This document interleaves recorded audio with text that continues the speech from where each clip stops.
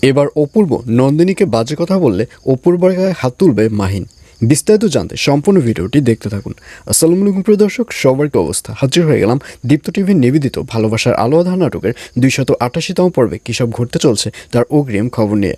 Alright, এই পর্বে আপনারা দেখতে পারবেন অবশেষে অপূর্বকে দেখা যাবে সেবার নন্দিনীর সাথে কথা বলবে। নন্দিনীকে বলবে, তুমি এক এক করে এভাবে বিয়ের ডেট পিছিয়ে কেন দিচ্ছ? তখন নন্দিনী বলবে, এটা আমার ভালোর জন্য এবং আপনার ভালোর জন্যই দিচ্ছি। এবং এক কথায় দু কথায় অপূর্ব ও নন্দিনীর মধ্যে একটা কথা কাটাকাটির সৃষ্টি হবে এবং এক পর্যায়ে অপূর্বকে দেখা যাবে সে রেগে যাবে এবং রাগান্বিত অবস্থায় নন্দিনীর গায়ে হাত তোলার জন্য নন্দিনীর হাত ধরবে।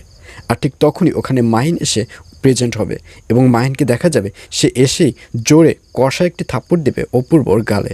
আর এভাবেই অপূর্ব থাপ্পড় খেয়ে ওখান থেকে চলে যাবে। আর অন্যদিকে রাইসাকে দেখা যাবে সেবার ডিবি পুলিশদের যে অফিস রয়েছে সেই অফিসে চলে যাবে এবং সেখানে গিয়ে ডিবি পুলিশকে সালাম দেবে।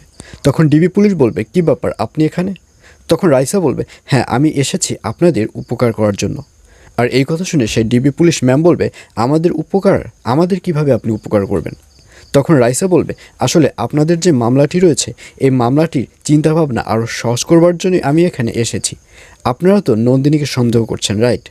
আমি আপনাদের একটি ভয়েস রেকর্ড শোনাবো নন্দিনীর, আর এটি শুনেই আপনি বুঝতে পারবেন যে এই মামলায় নন্দিনী কতটা জড়িত। এই বলে রাইসাকে দেখা যাবে সে তার ফোনের ভয়েস রেকর্ড অন করে নন্দিনীর সাথে রাইসার একটা কথোপকথন সেই ডিবি পুলিশকে শোনাবে। আসলে নন্দিনী যে অপূর্বকে বিয়ে করতে রাজি নয়, নন্দিনী যে তার মামির কথা রাখবার জন্য অপূর্বকে বিয়ে করছে, এইসবই ওই ভয়েস রেকর্ড শোনাবে সেই রাইসা। আর এইসব শুনে ডিবি পুলিশ বলবে, এগুলো শুনে আমাদের লাভ কি?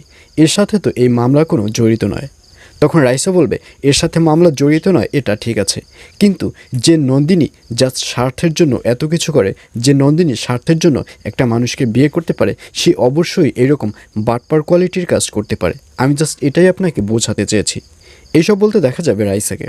আর অন্যদিকে জ্যোতি এবং জয়কে দেখা যাবে তারা ওখানে অনেক কষ্টের মধ্যে থাকবে এবং এক পর্যায়ে জয় বলবে, আসলে এখান থেকে বেরোনোর একটা রাস্তাই আছে, সেটা হচ্ছে যেভাবেই হোক না কেন মাহিন স্যারকে যদি আমি ফোন দিয়ে ব্যাপারটি বলি তাহলে একমাত্র মাহিন স্যারই আমাকে ছাড়াতে পারে।